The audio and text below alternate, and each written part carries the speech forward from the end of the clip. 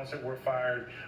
The FBI, as Aaron mentioned, has a name. I was told at least two names that they were trying to narrow down to make sure that they have precisely the right suspects so that they can make sure that they're doing the appropriate and very focused investigation.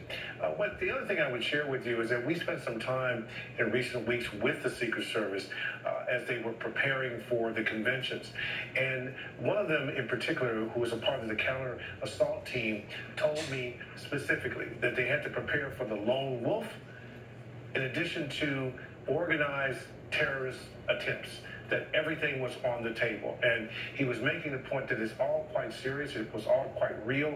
And even though they will face some scrutiny tonight, we saw a lot of the training that they showed us in play tonight. The notion, as you mentioned, with that they formed a human shield. They're taught to walk into gunfire, to form this human shield around the president or any other protectee. And we, in an eerie way, saw that play out today in real time. Just stunning to see, Whit. And Pierre, it's also, to your reporting there, you mentioned the lone wolf. This is something that you've been talking about, law enforcement has been warning about for a long time, because it's one thing for them to track the political rhetoric, the chatter online, if you will, but they talk about this, it's nearly impossible. If you have one lone person who has a grudge, something they want to carry out, you can protect the perimeter as much as you can, but you can never guarantee 100% safety.